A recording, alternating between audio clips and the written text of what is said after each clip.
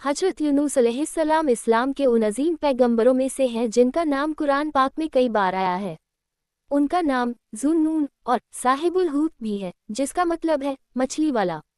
उनका असली नाम यूनुस बिन मत्ता था और उनका ताल्लुक बनी इस्राइल कौम से था। अल्लाह ने उन्हें इराक के मशहूर शहर नैनवा की गुमराह कौम की हिदायत के लिए भेजा था। हजरत यूनुस अलैहिस्सलाम का बचपन बहुत ही नेक और पाकीज़ा माहौल में गुजरा।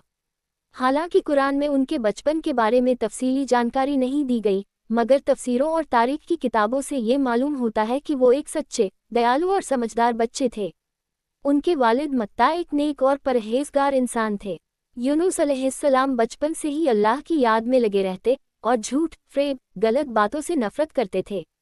बचपन में ही उनके अंदर अल्लाह की तरफ झुकाव साफ दिखने लगा था। वो अक्सर तन्हाई में बैठकर सोचते थे कि ये दुनिया कैसे बनी, लोग क्यों एक दूसरे पर जुल्म करते हैं। वो अल्लाह की बनाई कुदरत में गहरी दिलचस्पी लेते थे और हर चीज़ में अल्लाह की निशानियां ढूंढते थे। यही बातें बाद में उनके पैगंबर बनने की बुनियाद बनी।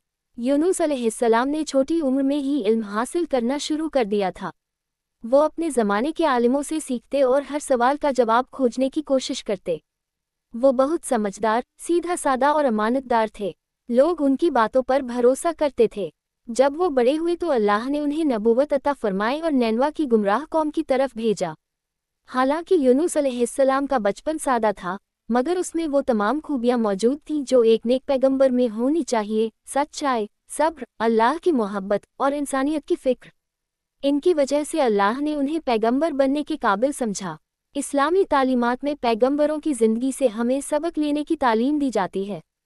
हजरत यूनुस अलैहिस्सलाम का बचपन हमें ये सिखाता है कि अगर इंसान बचपन से ही नेक आदतें अपनाए, सच बोले और अल्लाह से ताल्लुक़ रखे तो वो बड़ी से बड़ी जिम्मेदारी के लिए तैयार हो सकता है। यूनुस अलैहिस्सलाम का बचपन एक मिसाल है कि इंसान की असल तरबियत उसके शुरुआती दिनों में होती है। यही वजह है कि इस्लाम बच्चों की अच्छी तरबियत को बहुत अहमियत देता है। हजरत यूनुस की ज़िंदगी का हर पहलू हमें सबक देता है, चाहे वो बचपन हो, नबूवत का दौर हो या मछली के पेट वाला वाक़या।